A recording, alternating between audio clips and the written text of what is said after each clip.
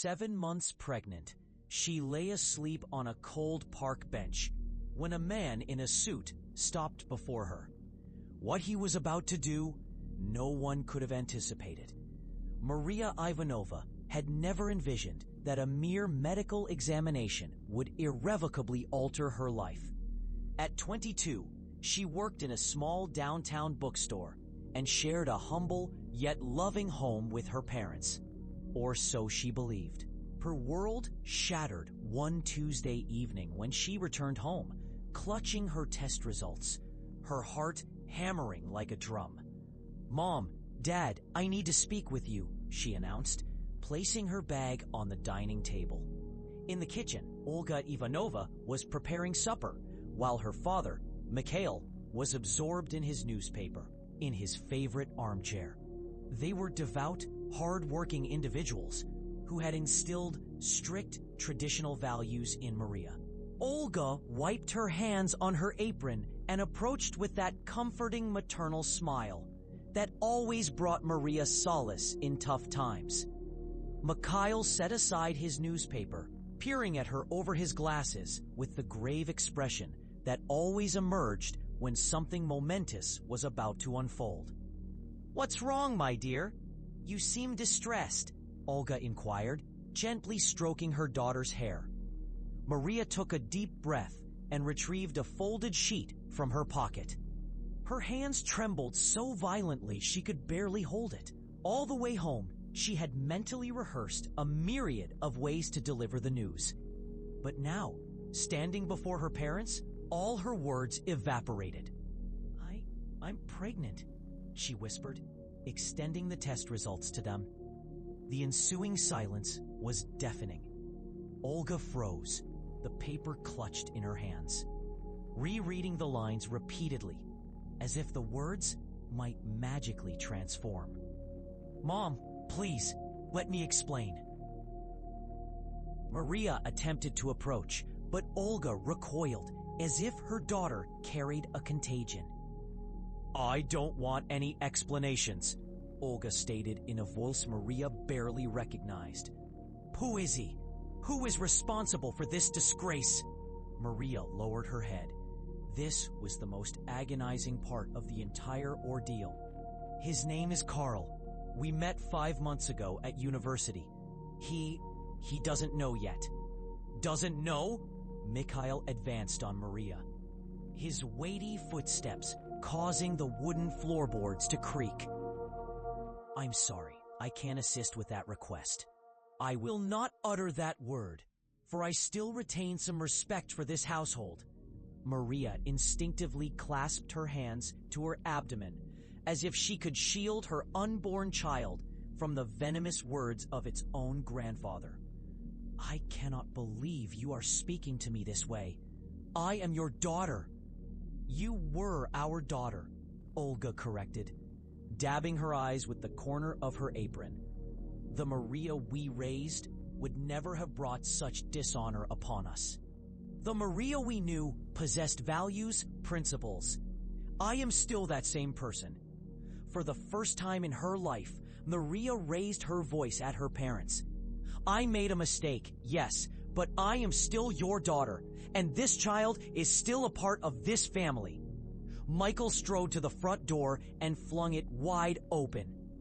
"This family maintains a reputation in our community. We have friends, a respected standing. We will not permit an irresponsible choice to dismantle everything we have cultivated over the years." "What do you mean?" Maria questioned, though her heart already knew the answer. "Leave this instant and do not return until you rectify this situation." Maria gazed at her mother, searching for even the slightest hint of support, a single word of comfort. But Olga averted her face, staring out the window as if the discussion were not taking place. "Mother, please! You cannot do this to me." "I have nowhere to go." Olga slowly turned. Her eyes were red, yet dry, as if no more tears remained within her. "You should have considered that before you spread your legs for just anyone." Those words shattered something deep within Maria's heart. The mother who had comforted her through every childhood nightmare had just uttered the most vicious words Maria had ever heard. She rushed to her room and crammed a few clothes into a small backpack. She possessed few valuables, only a small sum of money she had saved from her job at the bookstore. As she gathered her belongings, fragments of her parents' conversation drifted up from downstairs. Shame. What will the neighbors say? Reputation ruined. When she descended with her backpack, her parents were waiting in the living room. Michael stood with his arms crossed. Olga gazed at the floor. "Is this your final decision?" Maria asked, offering them one last chance to reconsider. "Leave this house and do not return until you do what is right," Michael replied, utterly devoid of emotion in his voice. Maria moved towards the door, but paused at the threshold. "When your grandchild is born and you comprehend the grave error you've made, I hope you can live with that." "There will be no grandchild," Olga stated, without lifting her gaze, "because you will do what is proper for this family." Maria exited the house where she had grown up and closed the door behind her. The click of the latch echoed like the definitive conclusion of a chapter in her life. She ambled along the familiar streets of her neighborhood, backpack on her shoulder, one hand instinctively guarding her abdomen. The sky was darkening, and she had no notion of where she would spend the night. She made her way to the only place she believed might offer sanctuary, the home of her closest friend, Liza. Yet upon her arrival, an explanation of her predicament. Reality struck her anew. "Maria, I am so sorry, but my parents said you cannot stay here," Liza said, tears welling in her eyes. "They are afraid of what the neighbors will think if they find out we are helping you." Maria nodded, realizing the support network she had counted on was collapsing like a house of cards. In their small, conservative community, a pregnancy outside of marriage was not merely a personal struggle, but a significant social scandal that could impact anyone associated with it. She wandered the streets for hours, pausing on benches to rest. Her phone rang several times, but upon seeing Carl's name, she couldn't bring herself to answer. How could she explain that in a single evening, she had lost her family, her home, and her very place in the world? As night finally fully descended, Maria reached Central Park. This was a place she'd known intimately since childhood, a setting for countless games in her youth. Now, however, it appeared vastly different, bathed in the muted glow of the streetlights. Benches dotted the landscape among the trees, and Maria selected one partially concealed by a sizable bush. She settled down, curling up as tightly as possible, using her backpack as a makeshift pillow. The night air was chilly, and her only protection was a thin jacket. For the first time since leaving her home, she permitted herself to truly weep. Tears streamed for her lost family, for an unpredictable future, and for the child growing within her, unaware of the challenging world it was destined to enter. "What am I to do?" she murmured into the night, gently stroking her abdomen. "How can I possibly care for you when I can barely manage myself?" Overwhelmed by a profound emotional and physical fatigue, Maria eventually drifted off to sleep on the park bench, her backpack still serving as a pillow, her arms wrapped around herself in a futile attempt to retain some warmth. Unbeknownst to her, her life was on the cusp of another transformation, and the coming dawn would usher in an encounter destined to forever alter the trajectory of her story. The initial rays of morning light, coupled with the sound of approaching footsteps on the park path, roused her from slumber. Maria's eyes fluttered open slowly, disoriented for a fleeting moment, until the stark reality of her circumstances washed over her like an icy wave. She was still sprawled on the bench, still without a home, still pregnant and utterly alone. She rose sluggishly, every muscle protesting after a night spent in an awkward position. Her clothes were crumpled, her hair disheveled, and she was acutely aware of her dreadful appearance. She ran her hands over her face, attempting to gather herself, when her gaze landed on a figure standing beside the bench. It was a tall man, impeccably dressed in a dark suit that starkly contrasted with the casual park environment. His dark hair was meticulously combed back. His features were distinct, and his expression, though serious, was devoid of hostility. Maria estimated him to be around 35, and his entire demeanor radiated success and financial influence. The man observed her with a blend of curiosity and concern, as if pondering how a young, pregnant woman came to be asleep on a park bench. Beneath his gaze, Maria felt a flush of shame and began to hastily collect her belongings. "Excuse me," the man uttered in a voice that was both deep and gentle. "Are you all right?" For the first time, Maria met his gaze directly and was taken aback by the genuine sincerity reflected there. There was no judgment, no disdain, only unfeigned concern for a stranger in evident distress. "I'm fine," she murmured, a lie that escaped her lips as she gripped her backpack even tighter, as if it were a life raft.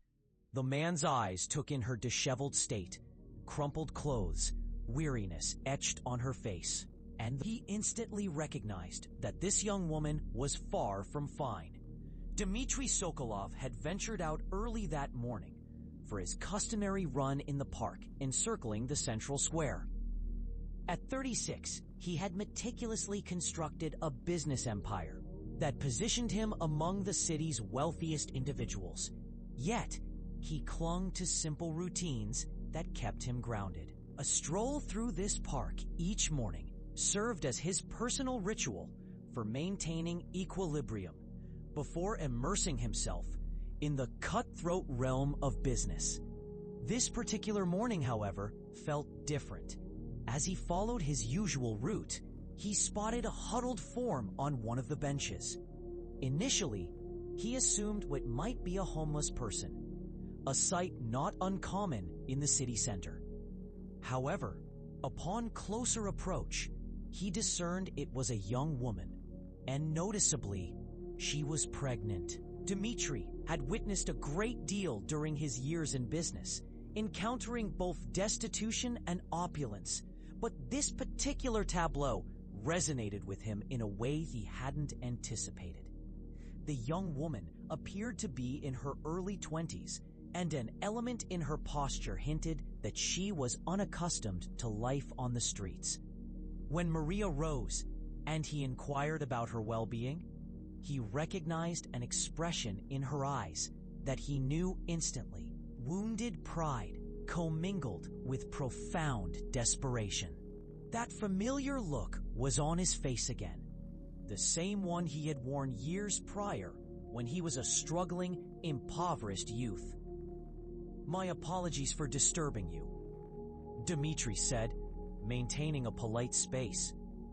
"But I observed you spent the night here. May I be of aid?" Maria regarded him with wariness.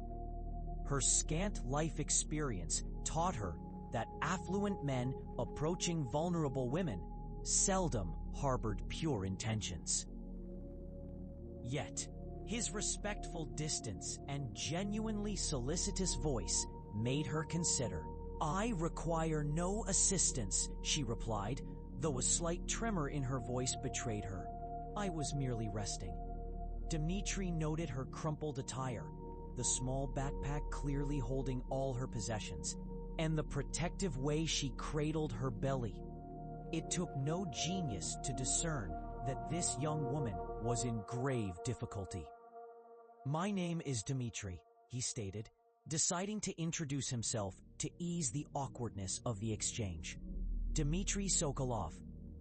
And forgive my insistence, but a pregnant woman should not be sleeping on a park bench." The name struck Maria as familiar. In their small town, the Sokolov surname was prominent. They owned multiple enterprises, buildings bearing their name. Occasionally, they featured in the local newspaper's society columns. However, this merely intensified her unease. "I appreciate your concern, Mr. Sokolov, but I genuinely can manage on my own." Dmitri offered his first smile, and Maria noted how it softened his entire countenance.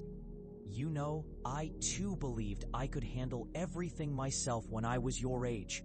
It took me years to realize that sometimes one must accept assistance in order to then assist others." Something in his delivery made Maria study him more closely. It did not sound like a rehearsed speech from someone accustomed to performing philanthropy for the sake of a clear conscience. Rather, they sounded like the words of someone who had genuinely endured hardship. "I am not an object of charity," Maria stated, raising her chin defiantly. "Of course not," Dmitri immediately concurred. "Anyone can see you are a diligent woman, confronting challenging circumstances. The question is whether pride will allow you to keep yourself and your child in jeopardy, or if you will accept a helping hand until you are on your feet again." Maria felt her guard dissolving.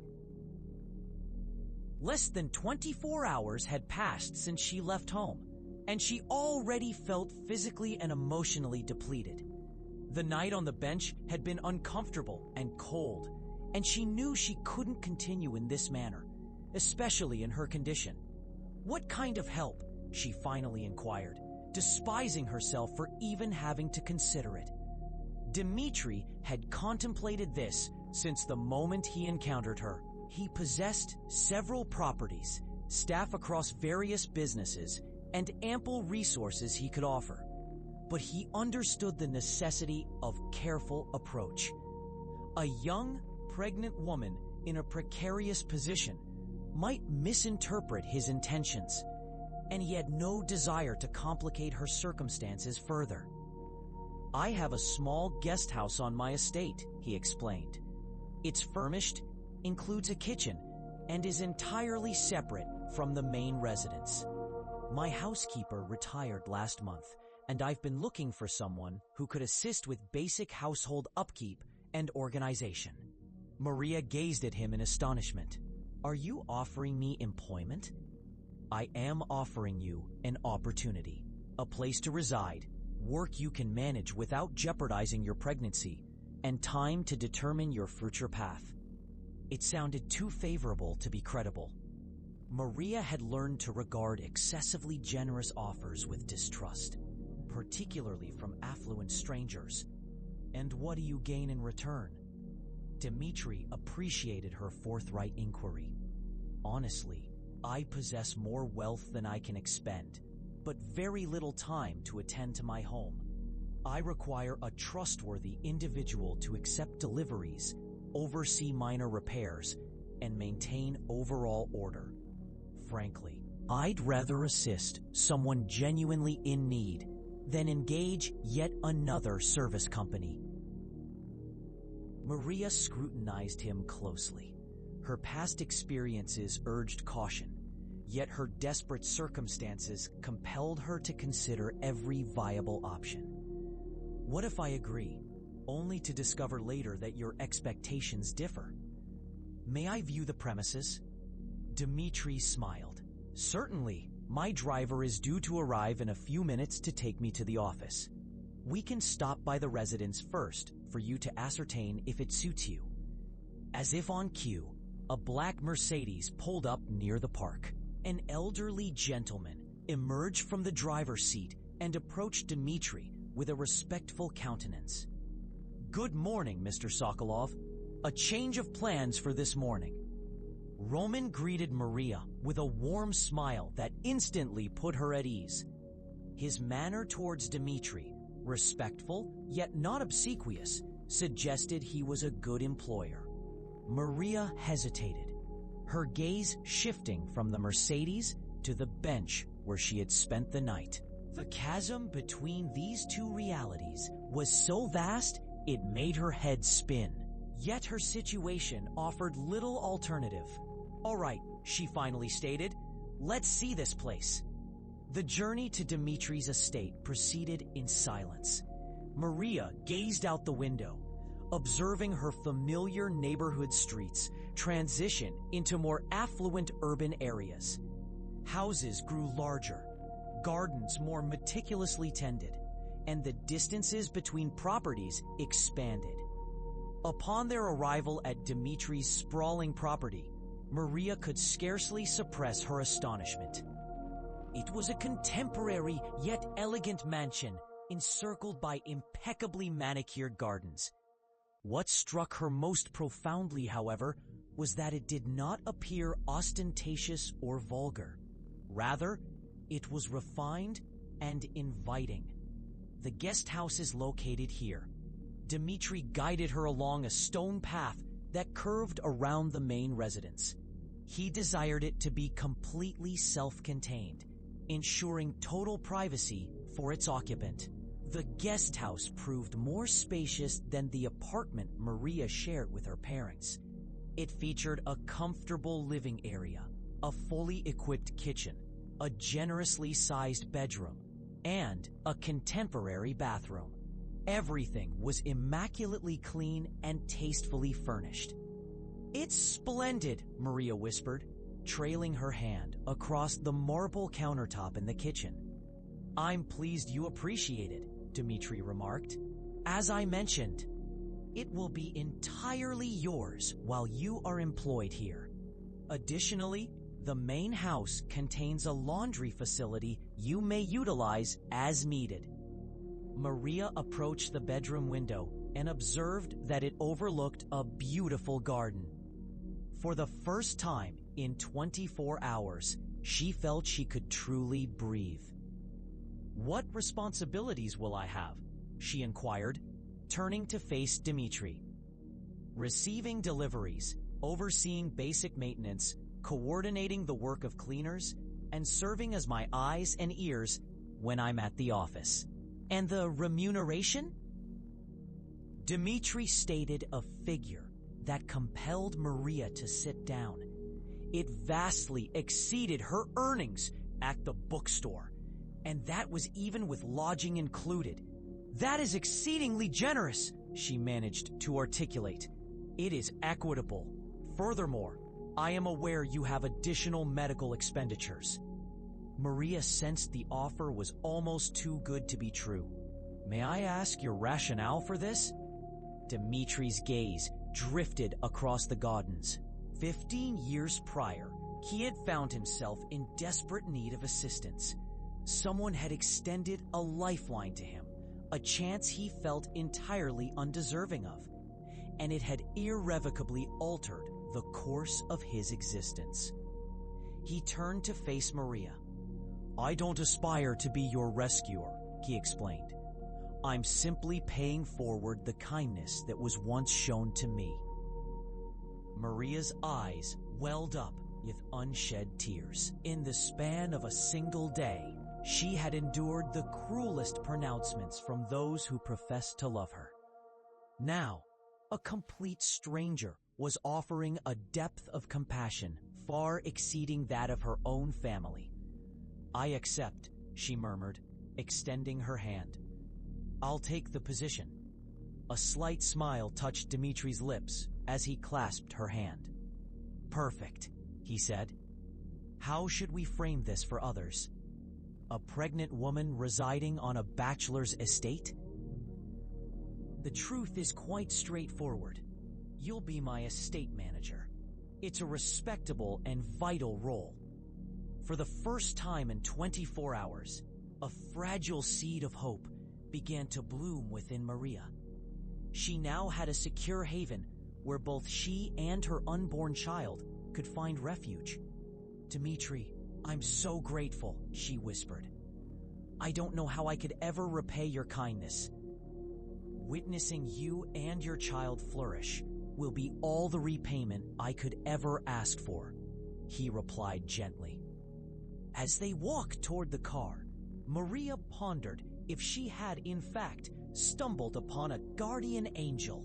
She was blissfully unaware that this momentous decision would profoundly alter not only her own trajectory, but his as well, in ways neither of them could possibly have anticipated. Her initial days within Dmitri's residence felt akin to existing in an entirely different realm. Each morning, she awoke in the most supremely comfortable bed she had ever experienced, gazed through the window at the immaculately kept gardens, and for a fleeting moment, the weight of her past dissipated. However, the harsh truth would invariably resurface as her hand instinctively went to her abdomen, reminding her that she was solitary, expecting a child, and entirely reliant on the benevolence of a stranger. Dmitri proved to be exceptionally generous. During her first week, he granted her ample time to acclimate, demonstrated the functionality of the estate's various systems, and thoughtfully maintained a respectful distance, ensuring her comfort. Yet Maria detected unspoken inquiries in his gaze, particularly concerning the circumstances that had forced her to spend nights on a park bench. One Friday evening, Dmitri arrived home earlier than his customary schedule to discover Maria meticulously arranging paperwork in his private study. Her organizational prowess was astounding. Within a mere week, she had completely revamped his entire document filing system and implemented an expense tracking methodology that even garnered his admiration. "Maria," he began from the threshold, "do you have a moment we could speak?" She lifted her gaze from the documents she had been collating. Over the course of that week, she had observed that Dmitri deviated significantly from her preconceived notions of a wealthy individual. He was neither arrogant nor condescending, devoted himself to arduous work, treated Roman and the rest of his staff with authentic deference, and never once made her feel indebted to him beyond the scope of her agreed-upon duties. "Certainly," she replied, gently closing the folder she held. Dmitri stepped in and settled into a chair across from the desk, rather than positioning himself behind it as a conventional employer might. It was a subtle gesture, yet Maria registered and valued its significance. "I have no intention of intruding upon your personal affairs," Dmitri commenced. "However, it occurred to me that if you're going to be working here for the foreseeable months, particularly given your pregnancy, you'll require access to appropriate medical attention." Maria's stomach tightened into a knot. Healthcare was a subject she painstakingly avoided contemplating. Her family's insurance coverage had been abruptly terminated when her parents expelled her from their home. And while she now received a salary, she understood that the financial burden of pregnancy could be immense. "I'm accumulating funds for it," she prevaricated, as in truth, she had absolutely no conception of how she would cover the costs of prenatal visits, let alone the delivery itself. "You're not obligated to do this," Maria interjected, protesting. "You've already extended so much generosity." "Thank you," she softly uttered. "I'm unsure what more to add." "You don't have to say anything at all. Simply pledge to keep your appointments and inform me should any need arise." With a subtle gesture, Maria wiped her eyes as she nodded. "Could I pose a private query?" Despite a hint of stiffness, Dmitri gave a nod. "How come you're not wed? I mean, You possess all the qualities most women seek in a partner. A laugh escaped Dmitri, devoid of any genuine amusement. Everything, for instance. You're successful, appealing, and evidently kind. You possess this wonderful home, financial security, everything, that is, except time. Dmitri cut in. My profession utterly consumes my existence, Maria. I established this enterprise from its very foundation, and it necessitates unceasing focus. The limited number of women with whom I sought to build connections eventually grew weary of playing second fiddle to my businesses. His voice carried a subtle implication of a more profound past, yet Maria sensed it wasn't appropriate for her to probe further. Her stomach tightened once more, Maria noticed. This was the question she had feared, though she was aware it would inevitably need to be addressed. Carl is his name, she uttered, her words unhurried. We became acquainted at college. He's currently pursuing a law degree. He's aware of the child. Maria affirmed with a nod.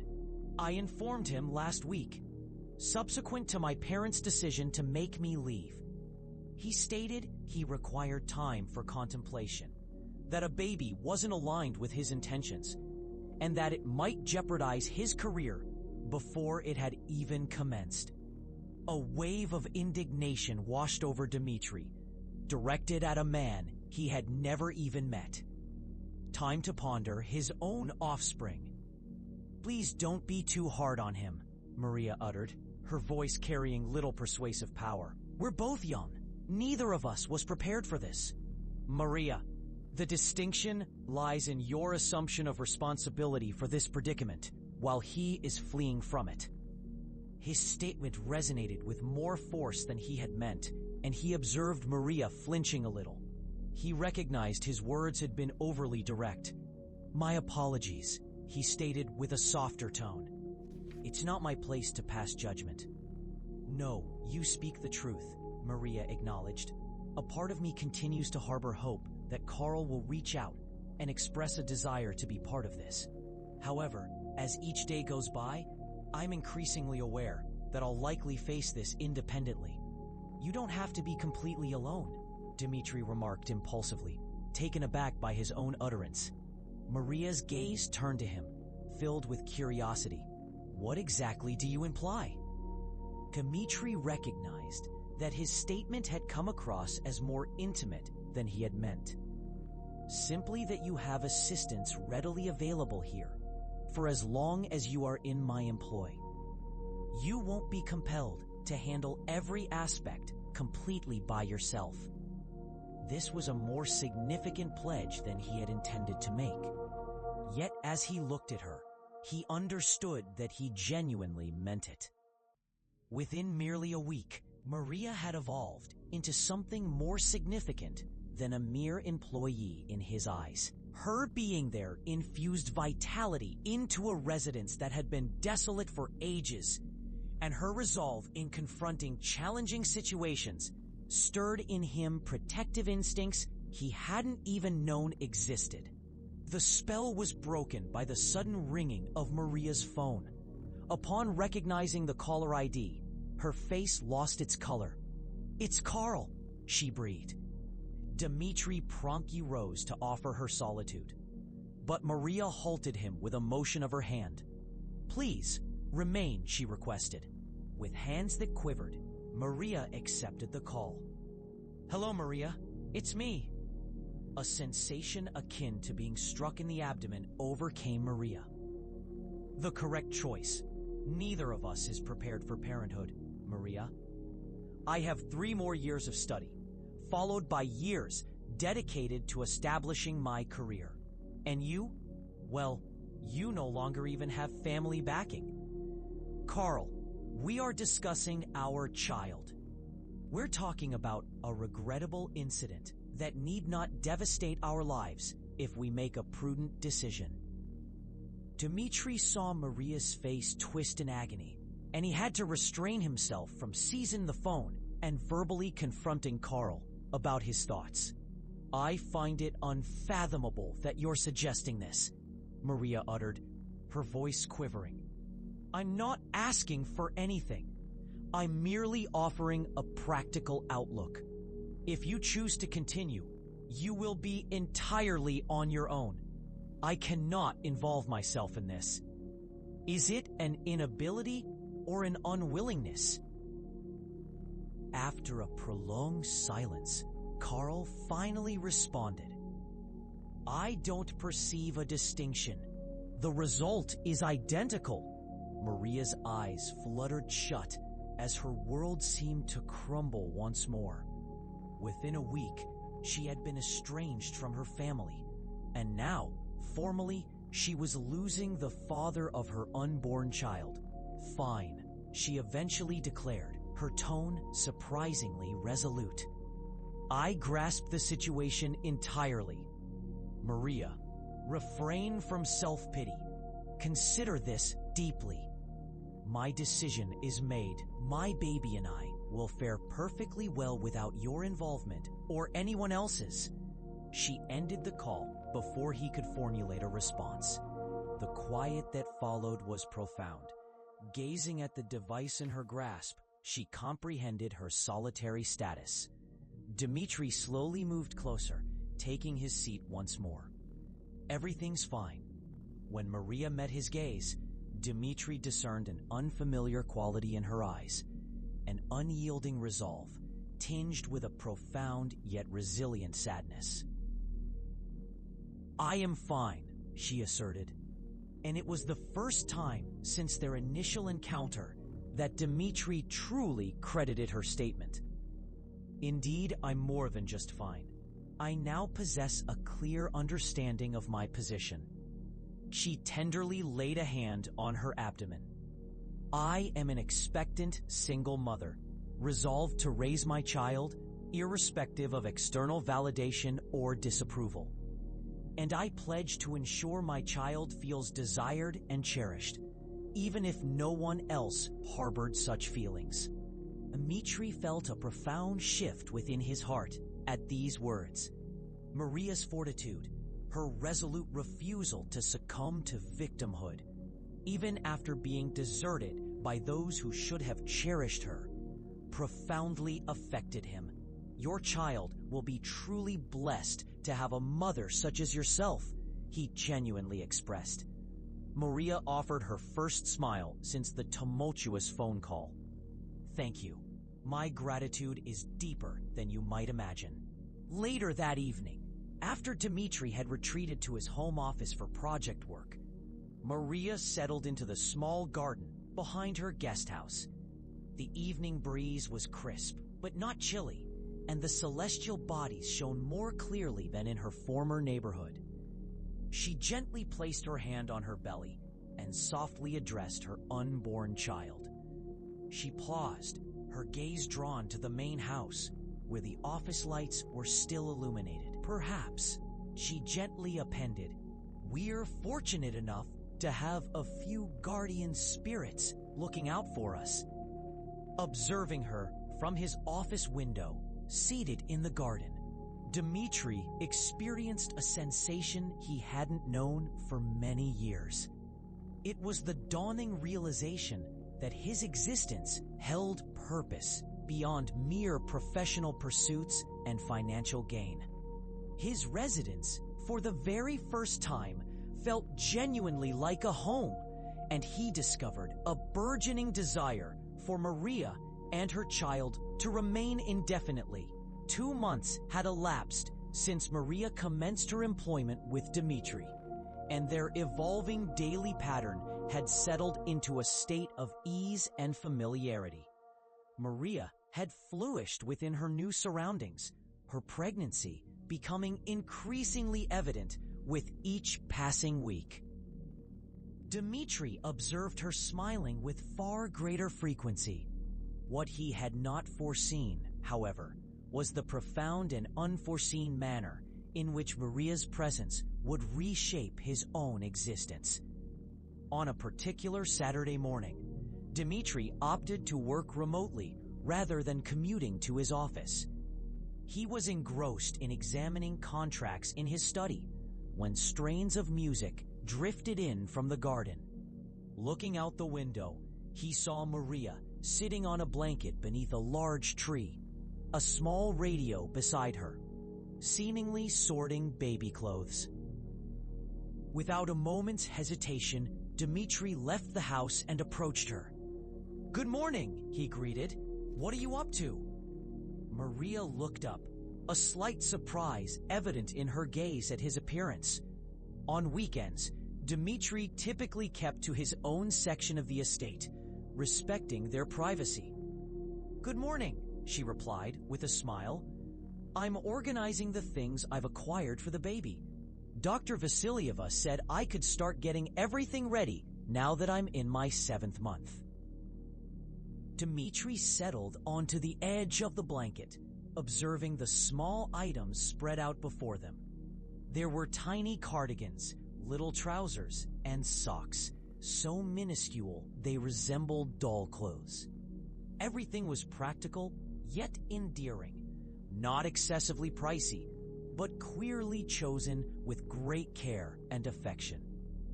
"Do you know if it's a boy or a girl yet?" he inquired, picking up a yellow sock in his large hands. "I want it to be a surprise," Maria answered, gently stroking her belly. "Though Roman is convinced it's a girl. He claims my walk makes it obvious it's a little princess." Dmitri smiled.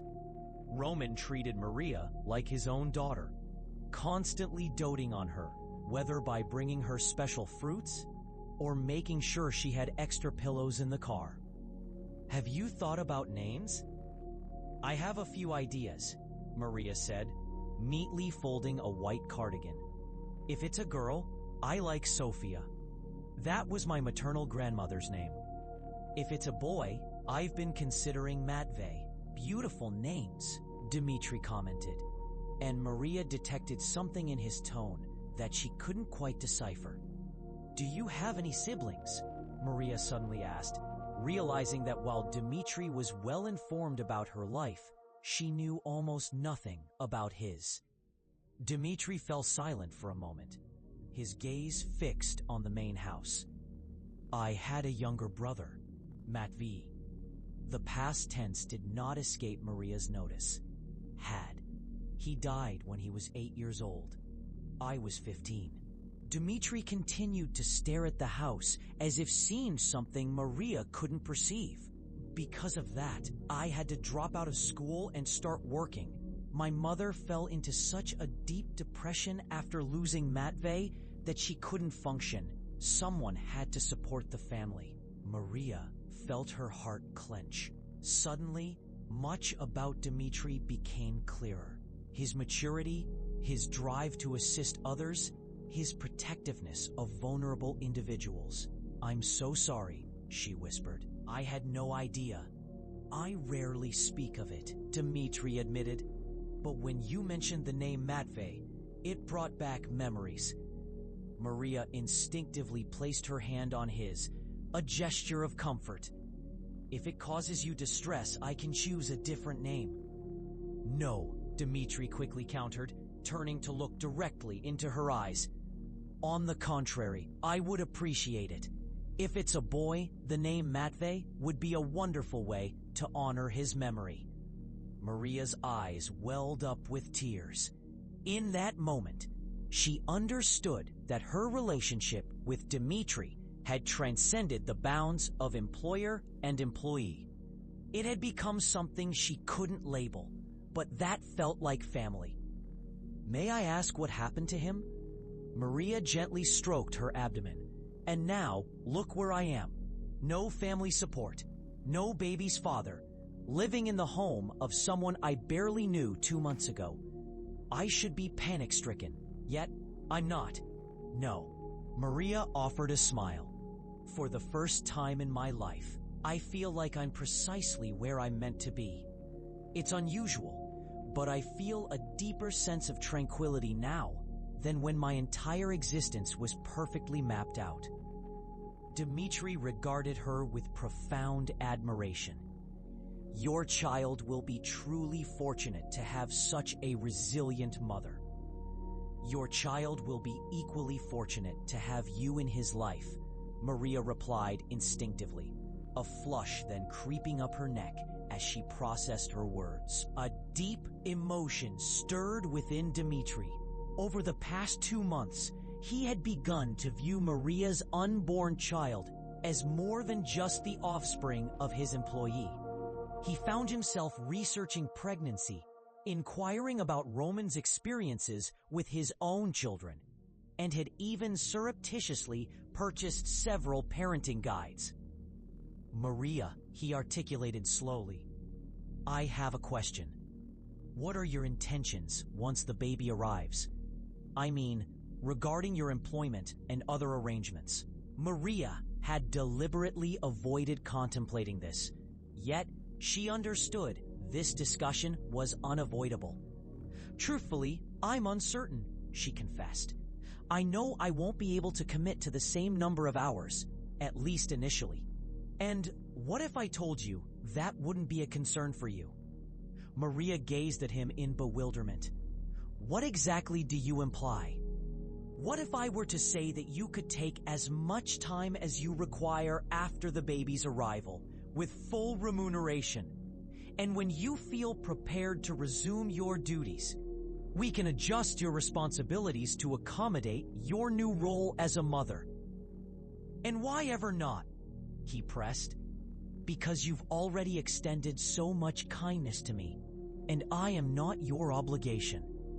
The phrase, where you truly belong, echoed profoundly within Maria's heart. Since leaving her parental home, this was the first time she truly felt she had found her place.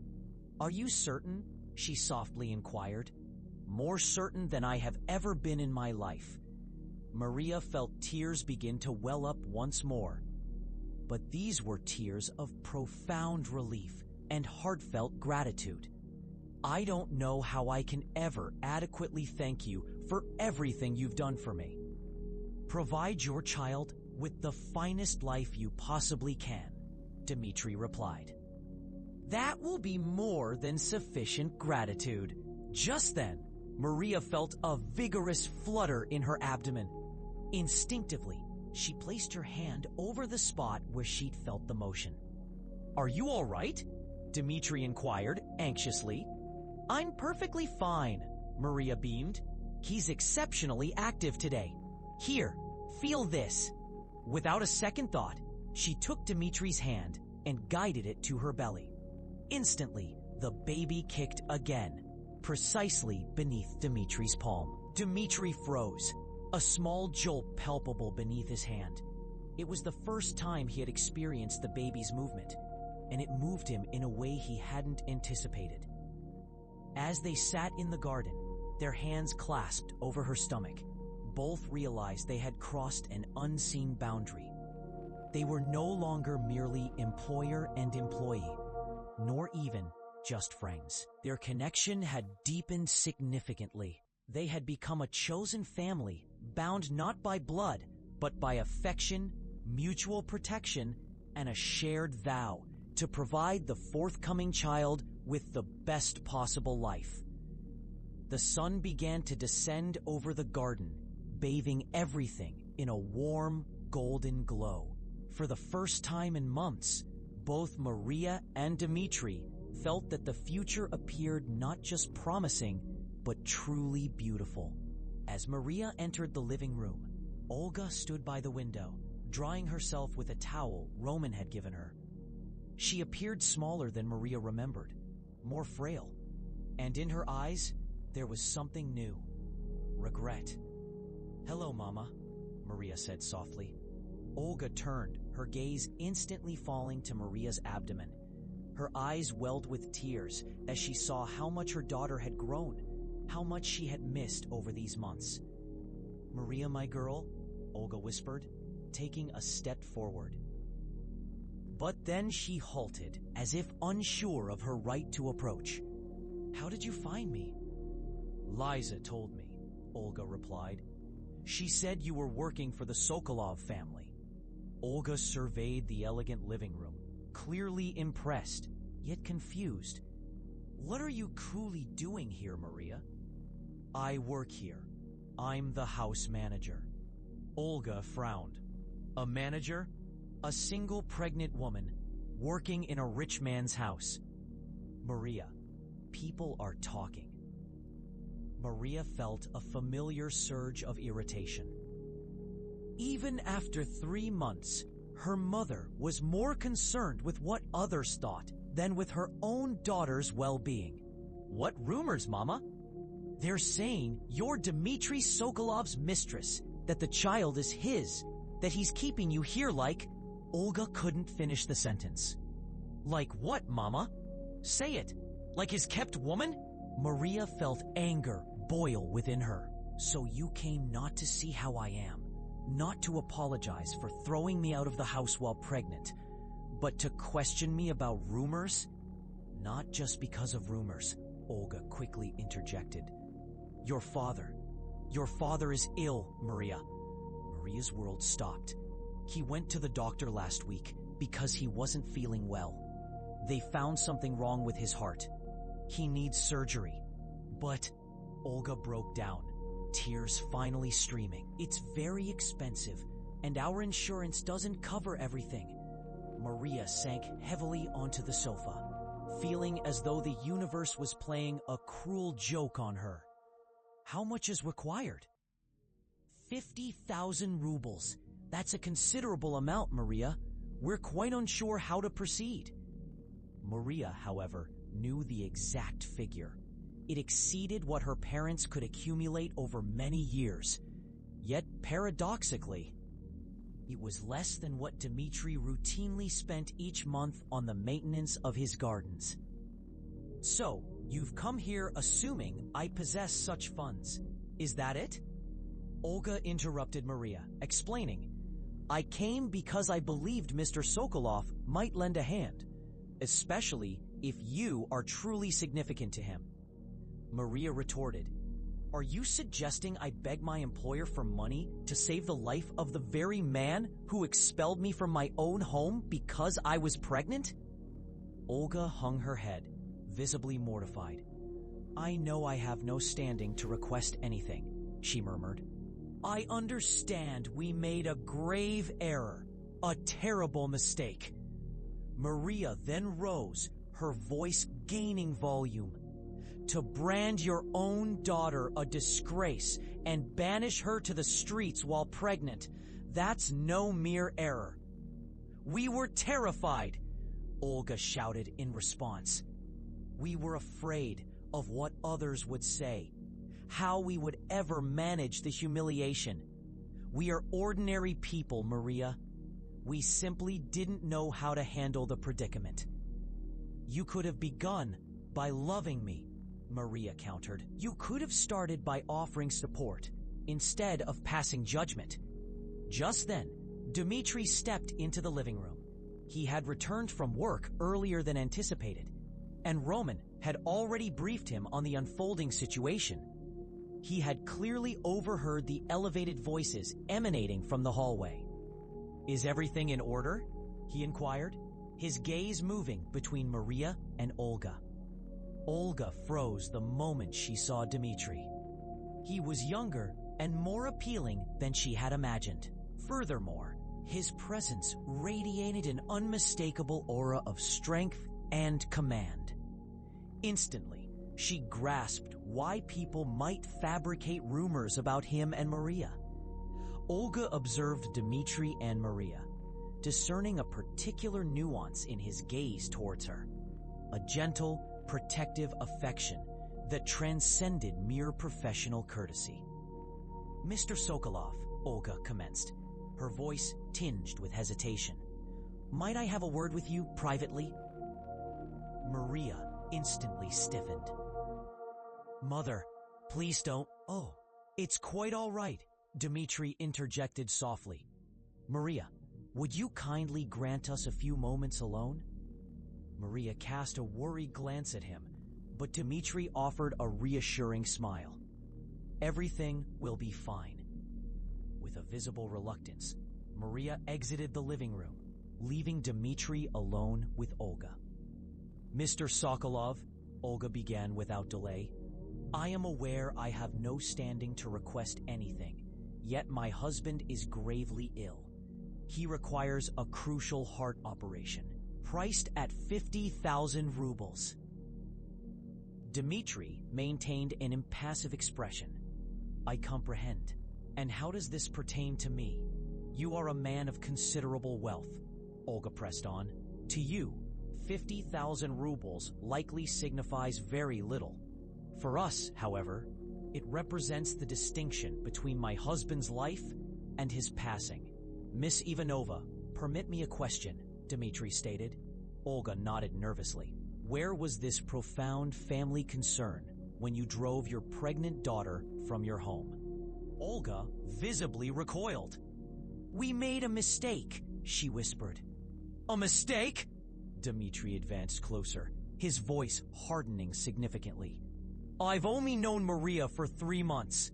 Yet, in that time, I've witnessed her strength, her diligence, her unwavering loyalty. I've heard her speak of her unborn child with unadulterated love. And she recounted to me everything you said and how you treated her." Olga began to weep softly.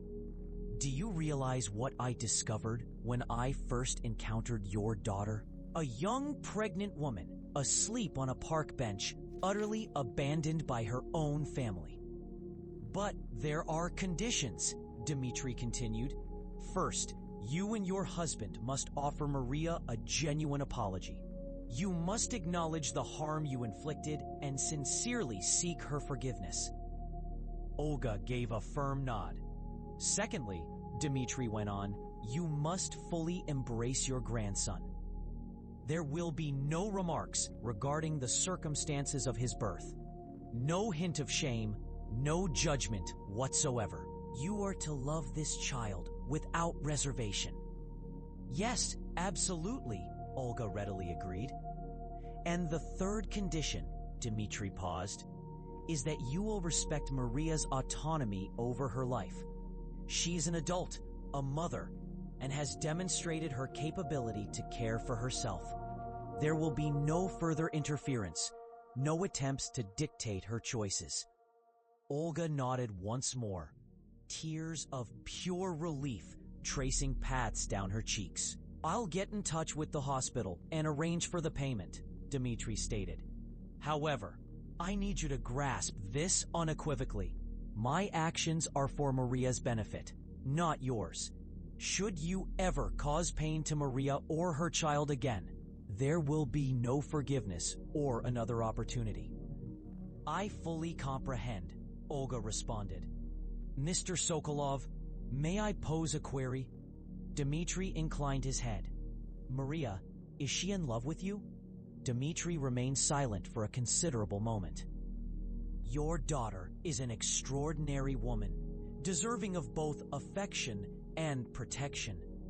Regarding my sentiments towards her, that is a topic I must first address with Maria herself." Olga, a smile breaking through her tears, stated, "You love her. I care for Maria and her child as if they were my own kin," Dmitri confessed, "and I am committed to doing whatever it takes to safeguard them and ensure their well-being." Upon Maria's return to the living room, she discovered her mother in tears, yet bearing a look of profound relief she hadn't witnessed in many months. "What's wrong?" Maria inquired cautiously. "Dmitri is covering your father's surgery," Olga revealed, wiping her eyes. Maria spun to face Dmitri, utterly stunned. "What? Why would you do that?" "Because it's the right course of action," Dmitri simply stated. "And because I refuse to let you bear a burden of guilt that isn't yours." Maria felt her eyes welling up with tears once more. Dmitri had displayed a generosity that surpassed anything she had ever encountered. "But something even more significant has happened," Olga said, moving closer to Maria. "I came here to seek your forgiveness. Your father and I made the gravest error of our lives when we forced you from our home. We were frightened, bewildered, and concerned about trivialities like societal judgment. But none of that holds any weight when compared to the profound loss of you. Maria gazed at her mother, truly looking at her for the first time in months, discerning genuine remorse in her eyes. We long for you to return home, Olga pressed on. We wish to get to know our grandson. We desperately want to be a part of your life once more. If only you'd grant us that opportunity. Maria looked from her mother to Dmitri, feeling the immense weight of a choice that would once again reshape everything. I won't be returning home, Maria finally stated. My home is here now, but I genuinely wish for us to be a family again. I want my parents to meet their grandson. Olga wept tears of relief. Can you ever forgive us? I forgive you, Maria affirmed. However, things will be different now. You must respect my choices. You will love my child unconditionally. And you will treat Dmitri with the deference he has earned for everything he's done for me. Of course, Olga instantly concurred. We can make a fresh start. Maria glanced at Dmitri, who offered her an encouraging smile, before stepping towards her mother and embracing her for the first time in 3 months. We can begin again, Maria murmured into her mother's ear, but this time we build on love, not judgment. As mother and daughter embraced, Dmitri observed them, a profound sense of contentment washing over him for having facilitated this family's reunion.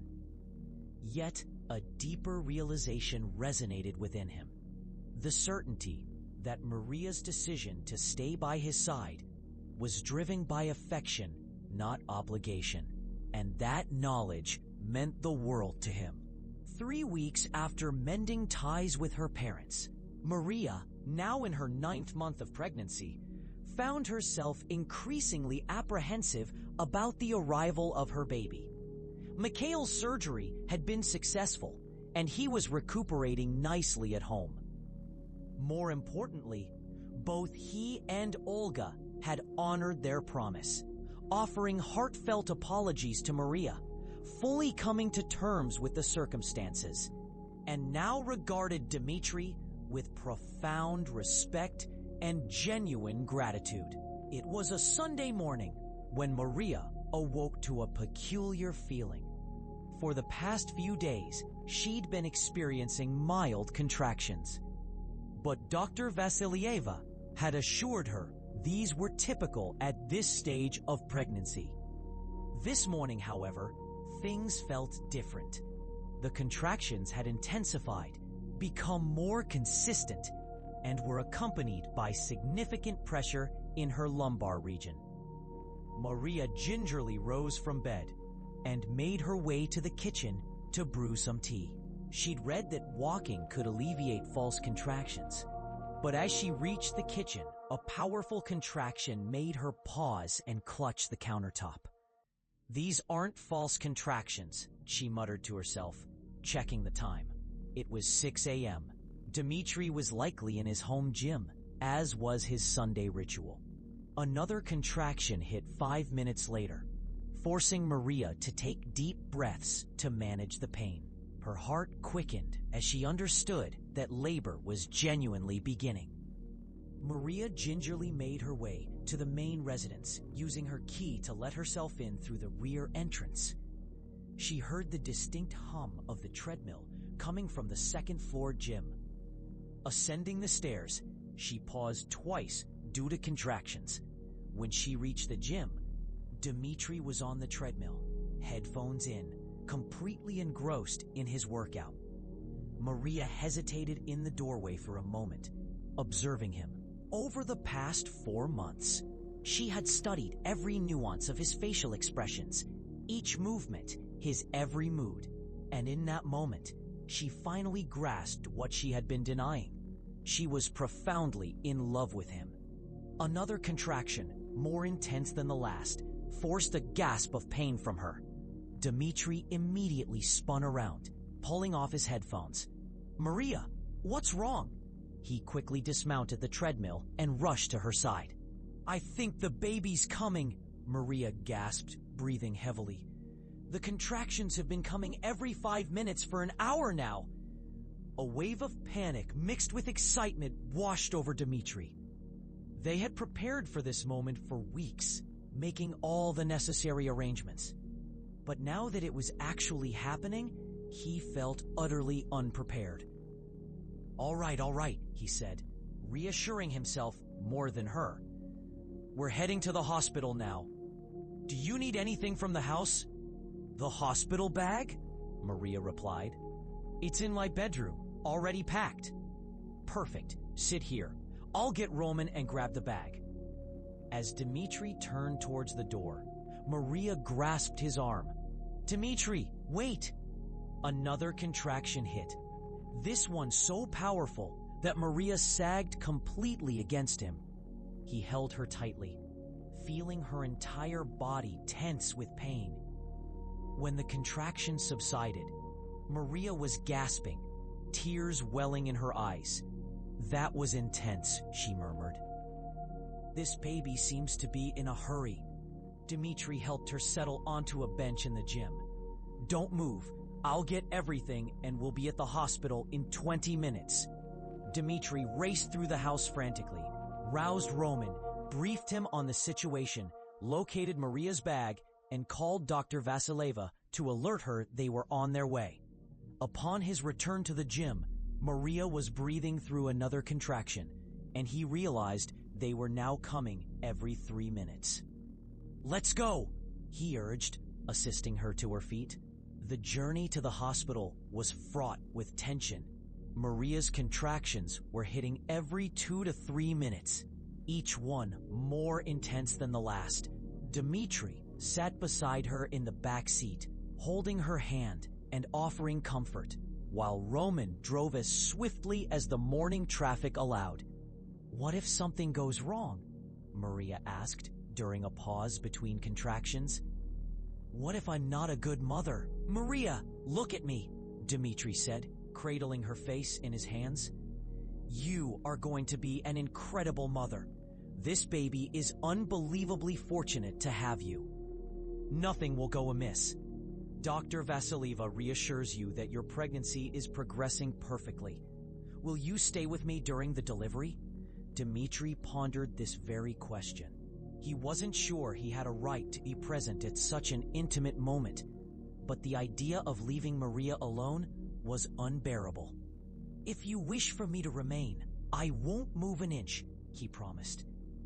The ensuing hours proved to be an arduous test of endurance for both of them. Maria's contractions grew progressively more intense, and Dmitri felt utterly powerless witnessing her agony. He provided her with ice when requested, held her hand during the contractions, and whispered words of reassurance when her resolve began to falter. "I can't go on," Maria cried after a particularly strong contraction. "It's too much pain." "You can," Dmitri stated firmly. "You are the strongest woman I know. You have overcome every challenge life has thrown at you and emerged victorious. You can achieve this. Promise me you'll be here when he's born. I promise I won't leave your side." Around 4 p.m., Dr. Vasilieva announced it was time to push. Maria was utterly depleted, perspiring, and entirely focused on the demanding task. Dmitri remained by her side, holding her hand and offering every possible ounce of support. "Excellent, Maria," Dr. Vasilieva encouraged. "With the next contraction, bear down as if your very existence depends on it." Maria squeezed Dmitri's hand with such force that he was convinced she had fractured several bones, but he uttered no complaint. He watched her push with a resolve that was both magnificent and awe-inspiring. "I can see the head," Dr. Vasilieva exclaimed. "One more strong push. Maria, Your baby is almost here. Maria mustered every ounce of her remaining strength and pushed with all her might. Dmitri watched in absolute wonder as the baby's head emerged, the shoulders swiftly followed by the rest of the body. "It's a girl," Dr. Vasilieva declared, lifting the baby so Maria could see her. A robust, healthy cry resonated through the room, and Maria and Dmitri simultaneously burst into tears. Dmitri had never witnessed anything more exquisite than the instant Maria first gazed upon her daughter. "She's perfect," Maria murmured, reaching out to cradle the infant. Dr. Vasilieva gently placed the baby on Maria's chest, and Dmitri watched as mother and daughter met each other's gaze for the first time. The infant had a thick head of dark hair, closed eyes, and pink, wrinkled newborn skin. "Sophia," Maria whispered, stroking her daughter's tiny cheek. "My little Sophia." Dmitri felt his heart on the verge of bursting with emotion. For months, he had envisioned this precise moment, yet the actual experience was 1,000 times more potent. "Would you like to cut the umbilical cord, Dad?" Dr. Vasilieva inquired, extending a pair of scissors to Dmitri. Dmitri froze. "You are," Maria gently asserted, looking him directly in the eye. "You are her father in every way that truly counts." With trembling hands, Dmitri took the scissors and severed Sophia's umbilical cord, officially separating her from Maria and welcoming her into a brand new world. The nurses carefully took Sophia to clean and examine her, while Dr. Vasilieva completed the necessary procedures for Maria.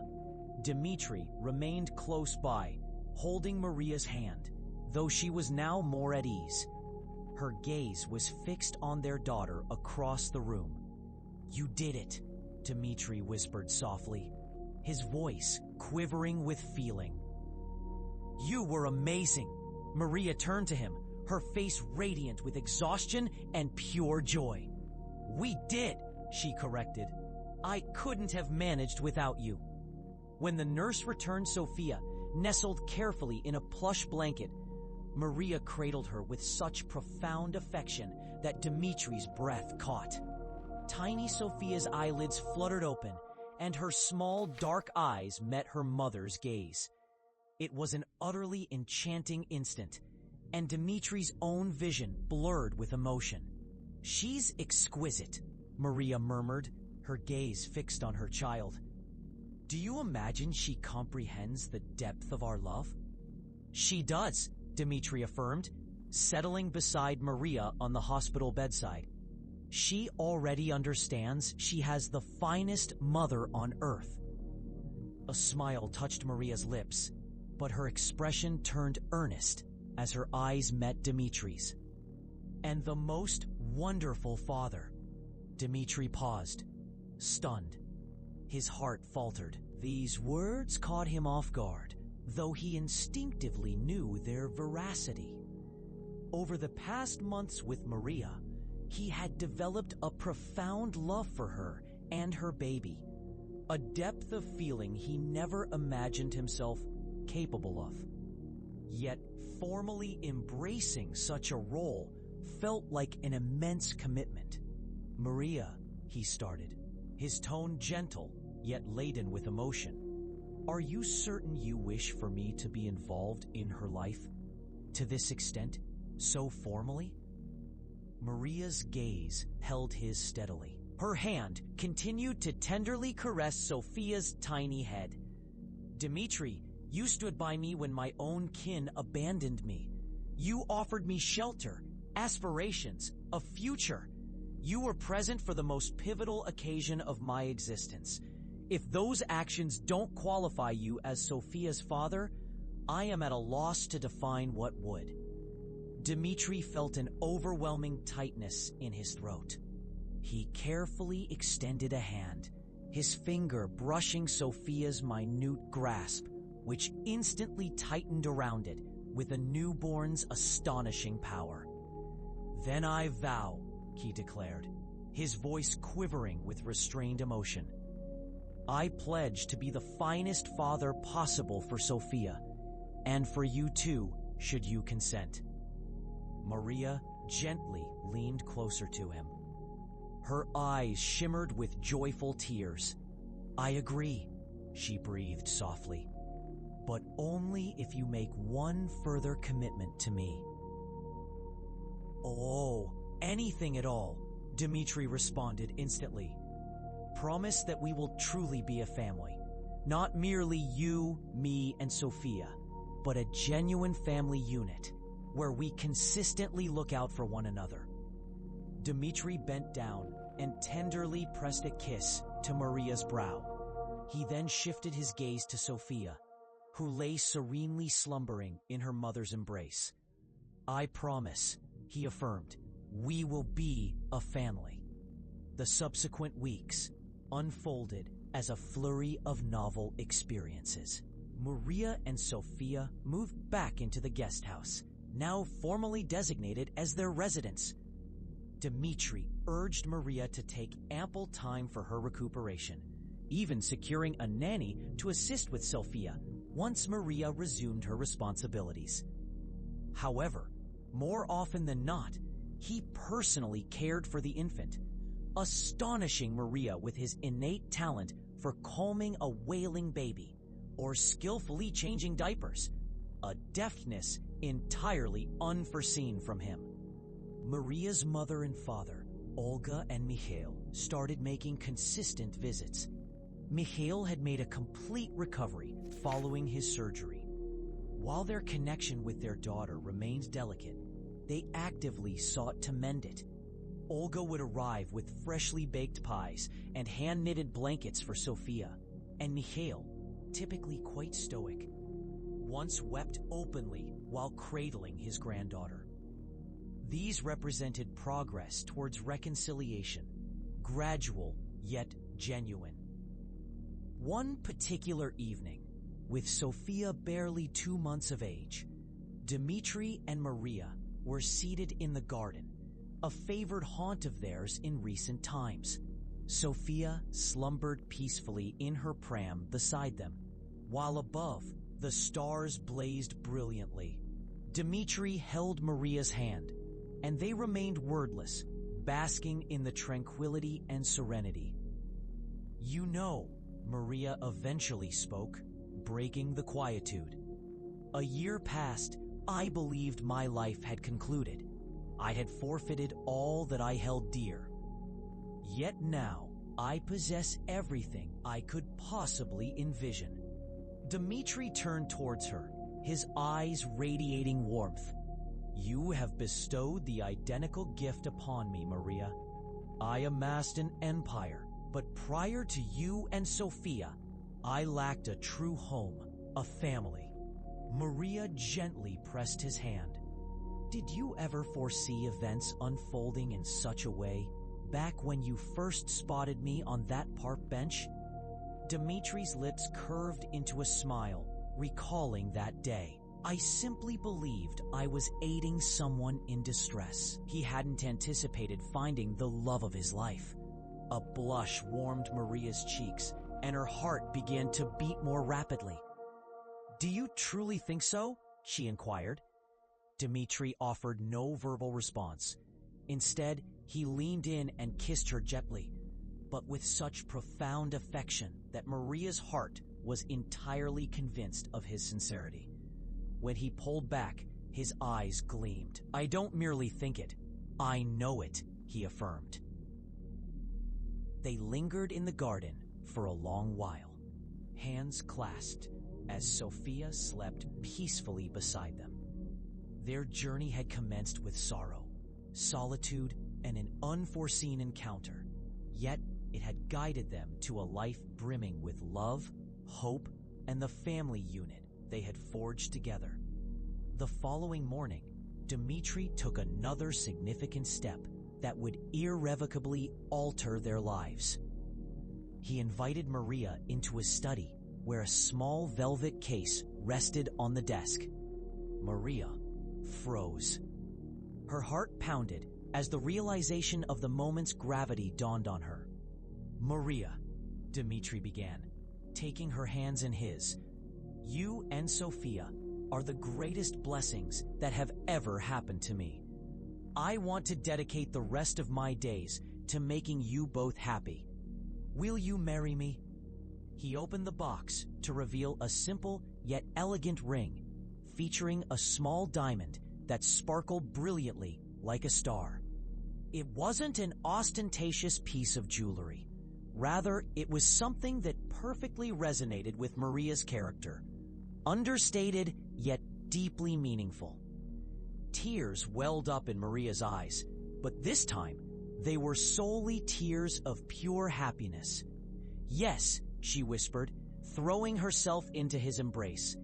"Yes, I will marry you."